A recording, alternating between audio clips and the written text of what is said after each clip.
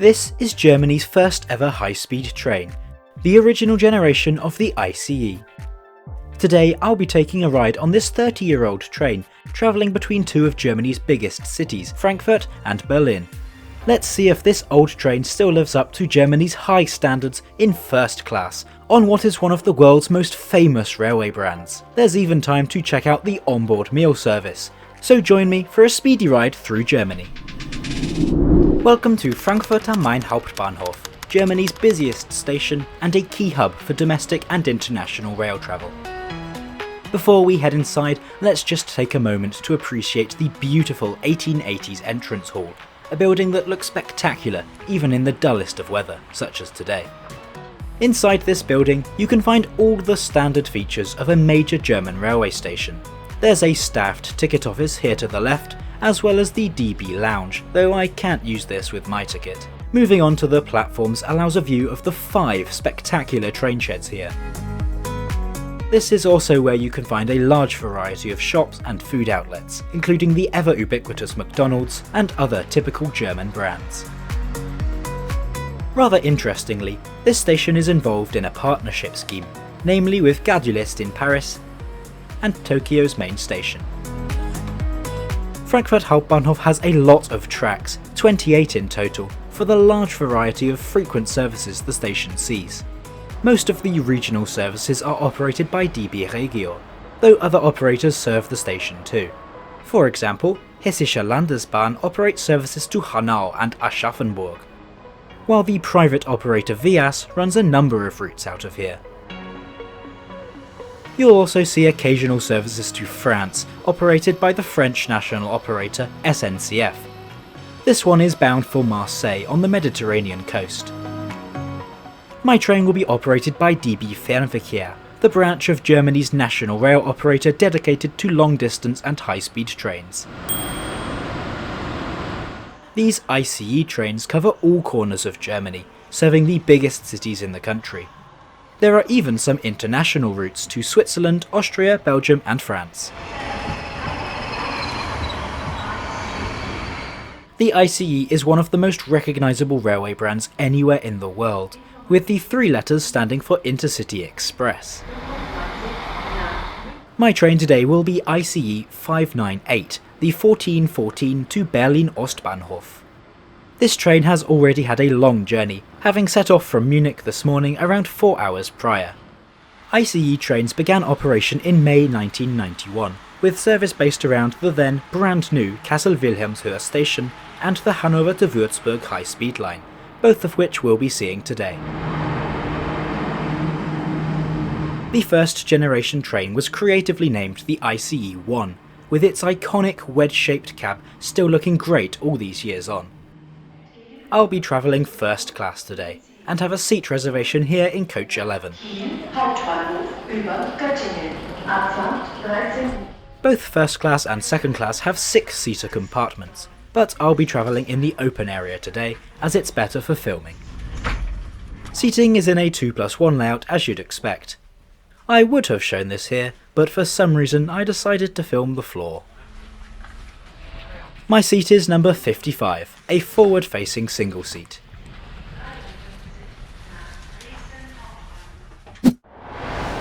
Today's route will see us crossing most of Germany, heading north along the Hanover to Würzburg line, before heading east on the Hanover to Berlin line, meaning much of the journey will be on high-speed track.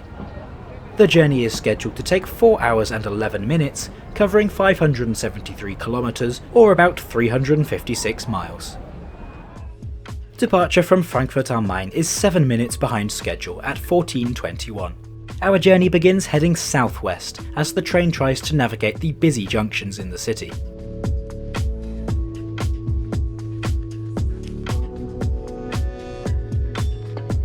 As we loop around the city to head north, we cross the River Main, after which this city is named. Before we look around the interior, let's quickly check out my phone. DB's app offers a service called Comfort Check-in, in which you can confirm your presence in the seat you reserved. The process takes seconds and means you no longer need to have your ticket inspected. Anyway, as we head along the classic line towards our first stop of Fulda, let's take a look around the first class here on the ICE 1. We'll start off with the seat. As I mentioned earlier, the seats are in a 2+1 layout, and I think they look really smart in the black leather design. As for comfort, well, they're great. A perfect balance of padding and ergonomics, making for a really comfortable ride. And up top, you can find a very soft pillow, a staple feature of ICE trains since day one.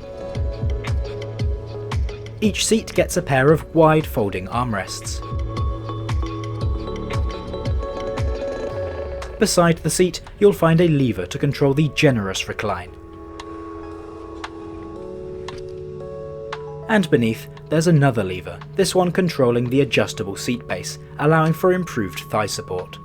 In front is the footrest, which can be folded down for additional comfort. Above this is a small net for storing personal items. And the little grey piece of plastic is a personal litter bin. It's small, but it helps keep the train tidy. The seat in front also features a folding table, which offers a decently sized surface for working on. A groove is provided to place a drink too. Now moving on to legroom, and it is fantastic. There's definitely a lot of room to stretch out and relax, ideal as these trains can be used on some very long journeys. Looking back outside, we can see the Hanover to Würzburg line passing over us, which we will soon be joining for part of our journey. Our first station is Fulda, a major interchange on Germany's railway network. The city itself has a long history, being founded in 744 and having a key role in spreading Christianity throughout Germany. From here, we will be travelling on high-speed track for most of the remaining journey. This was Germany's first high-speed line, and allows trains to travel at up to 250 km an hour in regular service, and a little bit faster in case of a delay, which happens frequently. Though it seems our short delay isn't enough to warrant the higher speeds, these trains can and do often reach their top speed of 280 km an hour. Our next stop is Kassel-Wilhelmshöhe, serving the city of Kassel. Unlike most cities in Germany, the main station here is actually not the Hauptbahnhof, which literally translates as main station, but instead this one. Kassel is also home to the Regio-Tram, a tram train system operating since 2007 on 3 routes. The system features tram vehicles with special adjustments to allow them to run on traditional railways. Some of the Regio tram sets are even fitted with diesel engines to operate on unelectrified branch lines. As our journey continues, I'm beginning to get fairly hungry. All ICE trains have a restaurant car, and this one is no exception. The restaurant on the ICE one is a classy affair, with a bar and lounge area, as well as a proper sit-down restaurant with table service. But one of the benefits of first class is at-seat service, with staff frequently passing through the carriages ready to take orders. I went for the Buntnochi pasta dish with a beer.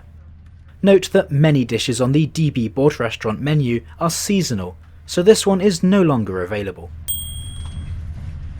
I've left a menu link in the description so you can see what's currently on offer. All meals are served using proper dishes, cutlery, and branded glasses. Though surely I can't be the only one who has noticed they don't quite fit the groove provided. Unfortunately, I misplaced my receipt from this evening's meal, but a meal and a drink tend to go for around 10 to 15 euros, which I think is pretty good value.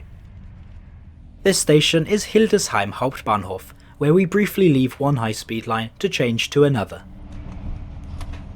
From here, we'll head east to the German capital, travelling on older routes that have been upgraded to high-speed standards.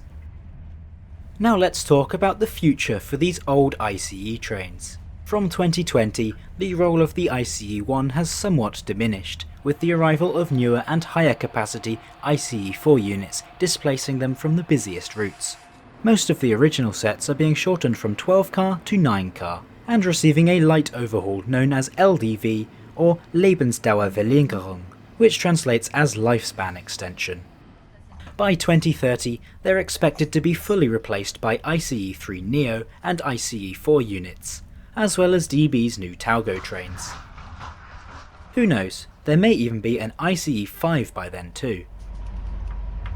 The ICE 1 also has an interesting history in a country far away from Germany.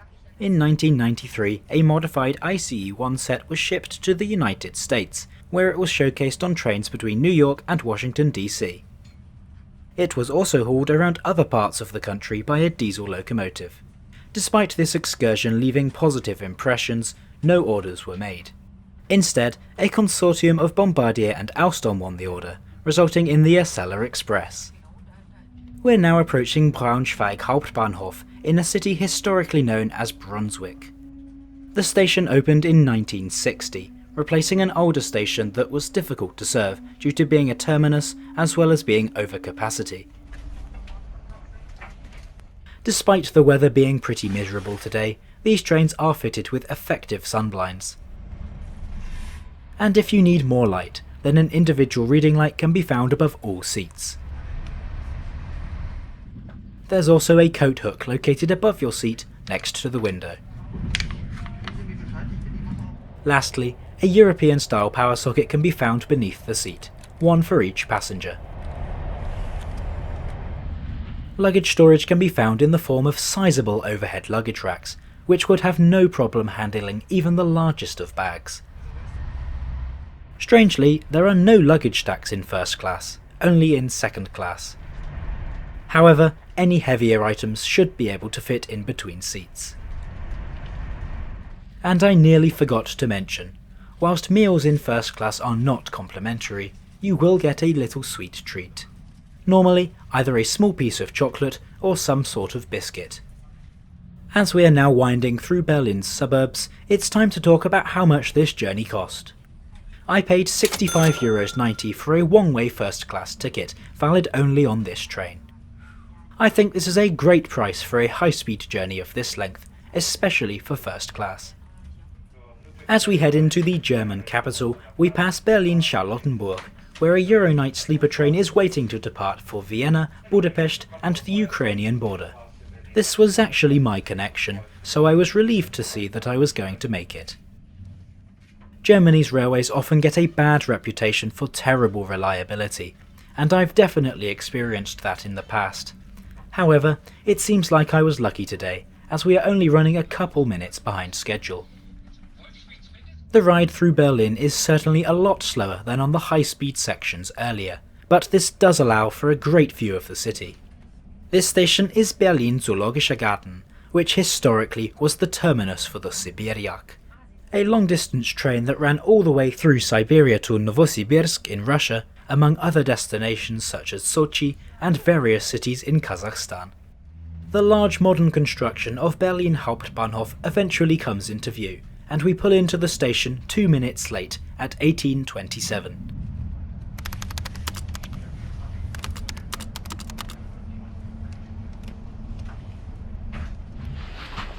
Overall, I really enjoyed my trip on Deutsche Bahn's ICE. These older trains definitely live up to the standards of a modern high-speed train, and it's great to see that they'll remain in service for quite a few years to come too. As always, let me know what you thought of the ICE 1 in the comments, and be sure to click up here now for a look at Germany's newest high-speed train, the impressive ICE 3 Neo.